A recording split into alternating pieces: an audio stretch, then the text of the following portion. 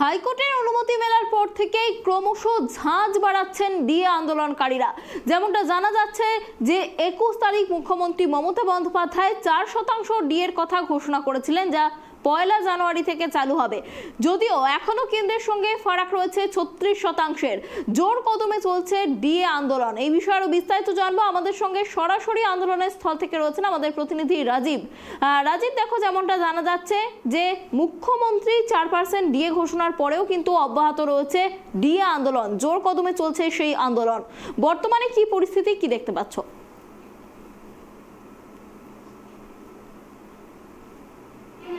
দেখো, প্রথমেই বলি যে আমি দেখাবো এই মুহূর্তে দেখো নবান্নের সামনে যে দিয়ে আন্দোলনকারীরা ধর্ণা দিচ্ছেন। আজকে বিকেল 4টে পর্যন্ত তারা ধর্ণা দেবেন।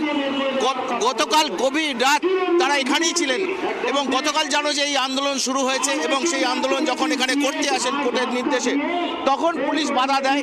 তারপরে রাজ্য সরকারের তরফ থেকে ডিভিশন বেঞ্চ, প্রধান বিচারপতি ডিভিশন বেঞ্চে যায় এবং সেই মামলা ওঠে এবং প্রধান বিচারপতি ডিভিশন বেঞ্চ এখানে ধর্ণা করার অনুমতি দিয়েছে আজ বিকেল 4টে পর্যন্ত। সারা রাত এই ধর্ণাকারীরা তারা এখানে ছিলেন। এই শীতের রাত্রে তারা এখানেই কাটিয়েছেন। তাদের বক্তব্য যে তারা দাবি আদায় করবেন এবং সেই দাবি আজকে 331 দিন পড়লো এই ধর্ণা এবং নবান্নের সামনে তারা ধর্ণা দিচ্ছেন। তারা মনে করছেন যে তাদের এটা অধিকারের রক্ষার লড়াই। এই অধিকারের রক্ষার লড়াইয়ে তাদের বারবার তাদের আদালতের দ্বারস্থ হতে হচ্ছে। তারা এবং তাদের এই অধিকার রক্ষার লড়াইকে মর্যাদা দিয়েছে কলকাতা হাইকোর্টের ডিভিশন বেঞ্চ। তারা বলেছিলেন যে এটা কলকাতা হাইকোর্ট বলেছে এটা অধিকার, তাদের এটা সাংবিধানিক অধিকার ডিএ পাওয়ার। মুখ্যমন্ত্রী বলছেন যে এটা অধিকার নয়, তাই তারা অধিকার ছিনিয়ে নিতেই এখানে আন্দোলনে বসেছেন। গতকাল থেকে সারা রাত তারা এই আন্দোলনকারীরা এখানে বসে আছেন। এই মুহূর্তে দেখছো যে এখানে প্রচুর যারা এসছেন প্রচুর বিভিন্ন জায়গা থেকে। যেহেতু 300 জনের বেশি এখানে আনা যাবে না, তাই 300 জনের আন্দোলনকারী তারা এখানে আছেন এবং তারা সারা রাত ধরে এই জায়গায় বসে আছেন। আপনি সারা রাত ধরে ছিলেন কালকে? আপনি সারা রাত ছিলেন কালকে? না, আমি আজকে। আপনাদের দাবি কি? আমাদের মূলত 3টা দাবি। প্রথম, আমাদের ডিএ সেন্ট্রাল AICPA ইন্ডেক্স হিসাবে আমাদের ডিএ হওয়া উচিত আছে। আর যে যোগ কর্মী যে আছে আমাদের সরকারি কর্মী, ওদেরকে পার্মানেন্ট করতে হবে আর যোগ প্রার্থীদেরকে চাকরি দিতে হবে। অর্থাৎ বুঝতেই পারছো, আমরা দেখছি এখানে ছোট বাচ্চা নিয়ে অনেক মা এসছেন যারা সারা রাত সেই ছোট বাচ্চা নিয়ে তারা এখানে ছিলেন। এই ছবিও আমরা দেখেছি। অর্থাৎ এখানে কিন্তু তারা এক কাটটা যে তারা এই লড়াই সংগ্রামী যৌথ মঞ্চ, তারা এই লড়াই চালিয়ে যাবে যতক্ষণ না তারা সরকার তাদের এই আন্দোলন অধিকারকে মর্যাদা দিচ্ছে। তারা আইনি অধিকার পেয়েছেন, অর্থাৎ কলকাতা হাইকোর্ট তাদের অধিকার দিয়েছে, কিন্তু এটা সরকার মুখ্যমন্ত্রী মানতে চান না।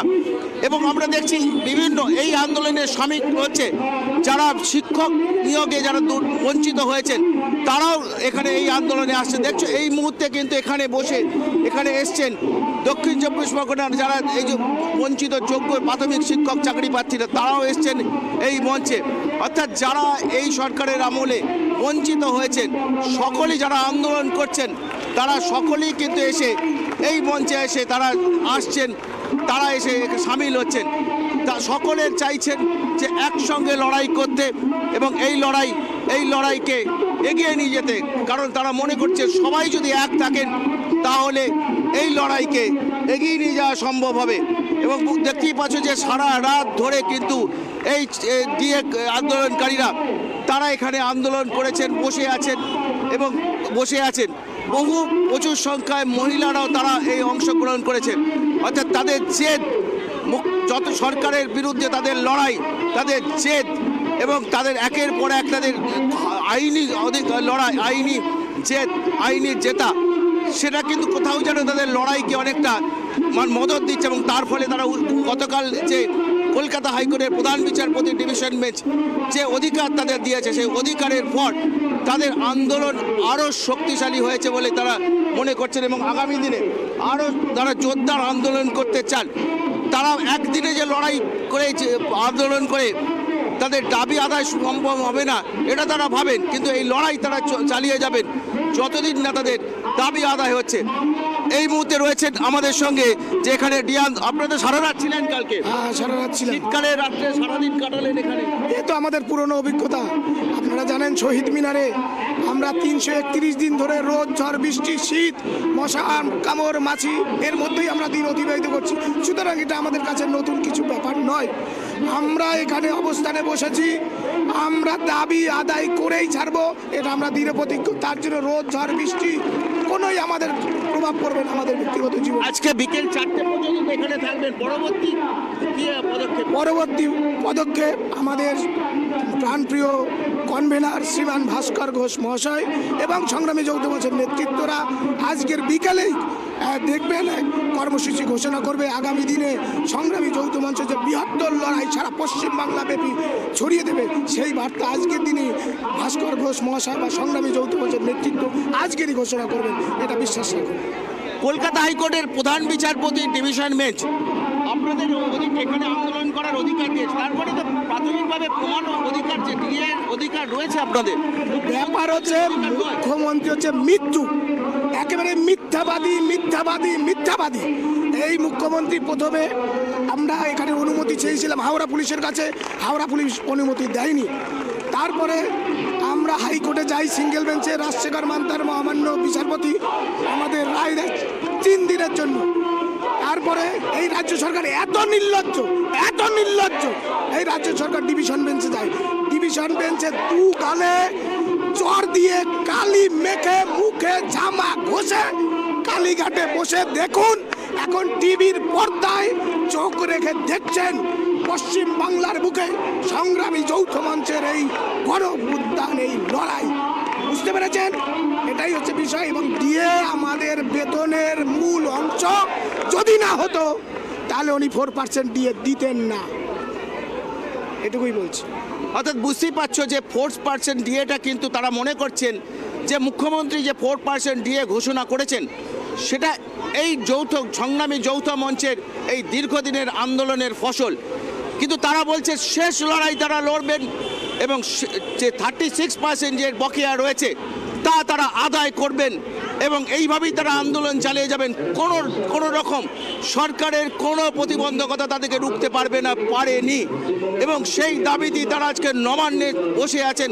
গতকাল থেকে সারা রাত তারা এখানে বসেছিলেন, আজ বিকেল 4টে পর্যন্ত কলকাতা হাইকোর্টের নির্দেশে তারা এখানে বসবেন এবং পরবর্তী ক্ষেত্রে তারা আরও কর্মসূচি ঘোষণা করবেন।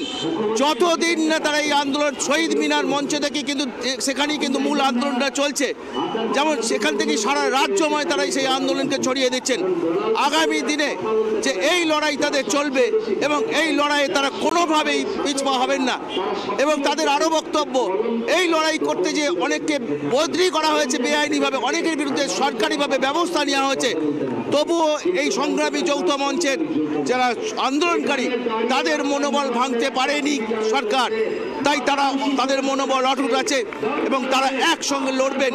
তাদের 36% যে বকেয়া ডিএ, সেই ডিএ তারা আদায় করবেন, তাতে যত বিপদ আসুক সেই প্রতিজ্ঞাবদ্ধ তারা।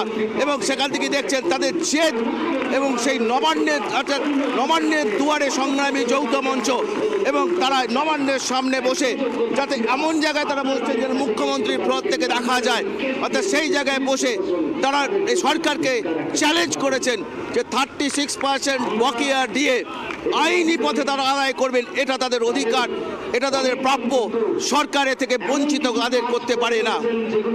অনেক ধন্যবাদ আমাদের সঙ্গে থাকার জন্য। পরবর্তী কি পদক্ষেপ নেয় সংগ্রামী যৌথ মঞ্চ তা জানা যাবে আজ বিকেল 4টের পরে। যেমনটা জানালেন সংগ্রামী যৌথ মঞ্চের নেতৃত্বরা, আপনারা দেখলেন যে যত দিন যাচ্ছে ততই কিন্তু ঝাঁঝানো হচ্ছে ডিএ আন্দোলনকারীদের এই আন্দোলন।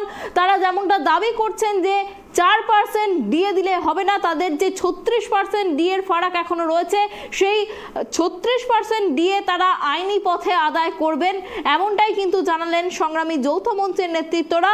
আজ বিকেল 4টে পর্যন্ত চলবে নবান্নের সামনের এই ধর্ণা কর্মসূচি, আর তারপর কি পদক্ষেপ নিতে চলেছে সংগ্রামী যৌথ মঞ্চ তা জানা যাবে, সেদিকেই নজর থাকবে আমাদের।